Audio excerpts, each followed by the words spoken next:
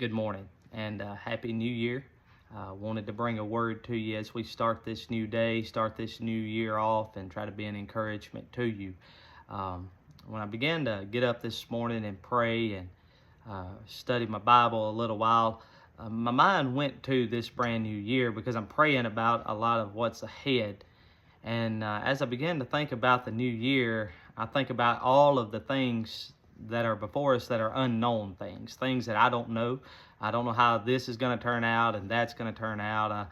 I definitely don't know what situations I'm going to face and what good things are going to happen or what bad things are going to happen. In fact, if I go back to 2025, I would have never guessed the ending of 2025. I would have never guessed that it would have ended the way that it did. And so while I was praying this morning, I said, God, I'm standing before a lot of unknowns, and I don't know what is before me. And especially after 2025, I'm real apprehensive. I'm real nervous about 2026.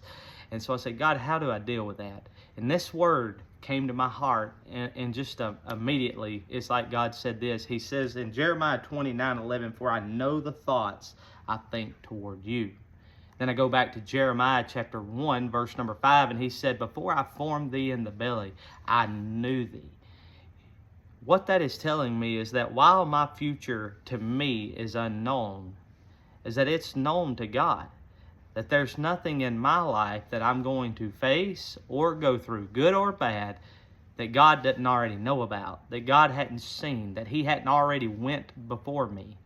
And that's the beautiful thing about living for the Lord, is I have that hope to lean on. You see in Jeremiah 29:11, this is where he was at. The children of Israel were in captivity. They were afraid. They were seeking deliverance. And God said, "I know the thoughts that I think toward you." He says, they're not thoughts of evil, but they're thoughts of peace to an expected end.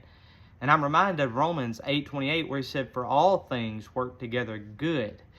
And so what we have to understand is that the situations we go through, good or bad, hard or easy, those situations are not meant to hurt us, but they are meant to strengthen us, to purify us, to cleanse us, to help us in our life, no matter what they are, good or bad. And that's easier said than done.